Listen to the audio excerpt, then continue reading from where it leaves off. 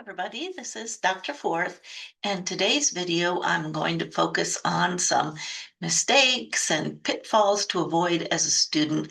A lot of them are things that I have seen my own students in my classes doing, and so I want to help you avoid making those kinds of mistakes. And the first thing is to look at your syllabus right when you first get into the class. Sometimes it's available in the class shell before class starts. So this syllabus has a whole bunch of boring stuff that's good for reading.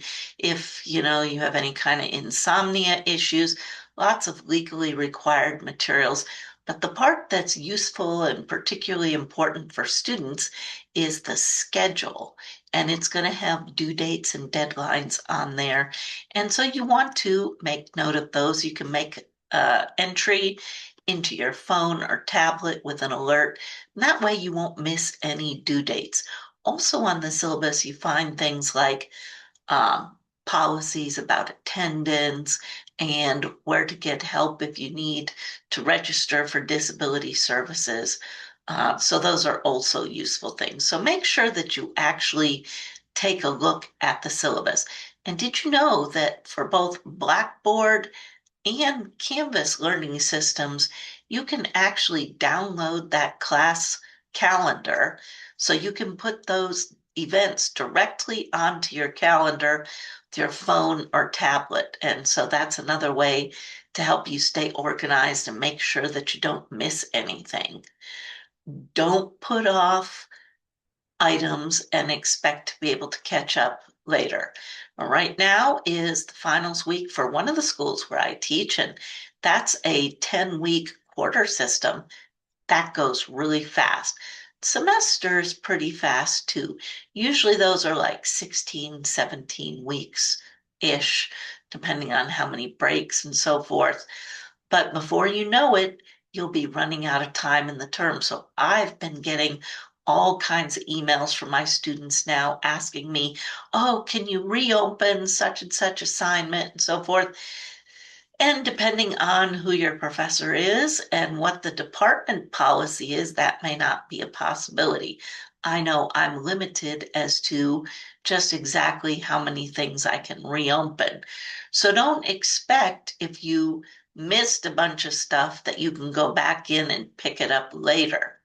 If you have a particularly strict faculty member, they might not be willing to even open that stuff, or it could be departmental policy that prevents it. Here's something else to think about when you're getting a lot of extensions on your work. See, the current material doesn't stop either. So you have double or triple the workload. You really want to try and get things done on time, even if your faculty is kind and benevolent and willing to reopen things. Because what you don't want to have is a whole bunch of backed up work that you have to catch up with. So make sure you get your stuff done on time. And if you do miss something because of illness or something like that, get in touch with the faculty right away. Don't figure, oh, I'll pick up later and catch up with that later. Because it is finals week in one of my schools, and I'm getting all kinds of emails of students wanting to make up a whole bunch of work from the term. It's too late. So even if I was allowed to open them, there's no possibility for them to get all of that caught up. So that's kind of a sad thing. Make sure that you're not in that situation. Hardware and software issues. With so many of the classes going to online, at least in part, even for the classes that have on-campus in-person lectures, a lot of the work might be done online. Sometimes it's loaded directly from the publisher's site. So some of my classes, for example, the various publishers create homeworks and tests and quizzes, but it's on their site. So there'll be a connection from the Blackboard or Canvas class. And when you click on it, it goes to the publisher site. Pretty much every single one of those publisher platforms, without exception, require specific hardware and software choices. you can't use a phone or tablet. And I know that probably they're telling you that in orientation. I've found that the students tend not to believe it when they hear that because these platforms are inconsistent with how they work with phone or tablet. So, in other words, it might look like it's working okay and you can do some of your materials, but then all of a sudden, like on the test, it'll just quit or it won't record your work at all, except it shows you did an attempt. So now you're blocked. Don't be in that situation. Most of them require a laptop or computer and at least the Chrome browser. So if you can't use your laptop or computer, download the Chrome browser for your phone or tablet. Don't use the app. I know that's weird because we usually think, oh, the specific app for Blackboard or Canvas is going to work so much better than just using the web browser. That's not the case, at least as far as the Canvas app goes. There's all kinds of problems with that. Canvas people are going to be all unhappy with me for saying that, but it's the truth. So it's better off to use the Chrome browser, even on your phone or tablet, to access the Canvas page because I've had a lot of cases with students using the app and it looks like they've made an attempt, but it didn't record anything. So avoid that problem. Faculty office hours. At the beginning of the term, it's no problem usually to get in to see your professor. But as it gets later on in the term, particularly after midterms, everybody else decides to go see the faculty member, and usually their office hours are full. I know for when I was in grad school, radiology faculty, there was a line going down the hall.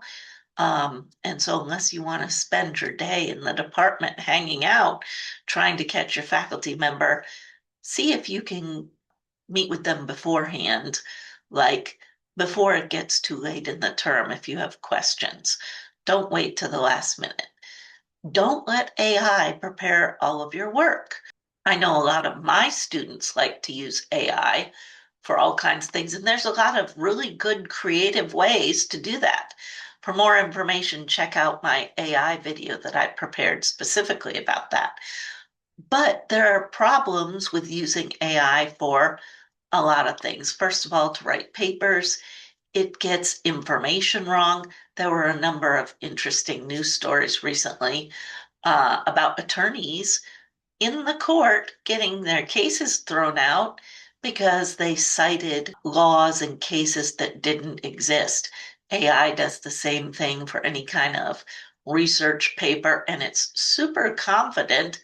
And at quick glance, it looks great, but the information is factually incorrect. So I would suggest that all the first drafts of everything is generated by you. Now you can maybe use, unless your professor's forbidden it, use AI to edit and tweak the material that you have prepared, but make sure that you do that initial preparation yourself. AI can create quizzes based on the material that you have given it. So that might be a good use. Or looking for ideas to do research on, that might be a good idea. I have used it, for example, to generate a marketing calendar for my business. I say, come up with a whole bunch of topics, and these are the topics. Now, some of them are garbage, and I throw them out, but there's a lot of good ideas that I hadn't thought of. And so that's a great way to use AI. But don't let it do your work because it's going to put things that are wrong. And most importantly, you will not then be learning what you're supposed to be learning by doing that assignment. The other thing is concept of remediation. Now, I know in elementary school and high school, if you get things wrong or you fail a test, there is a remediation process where you can go and correct your work.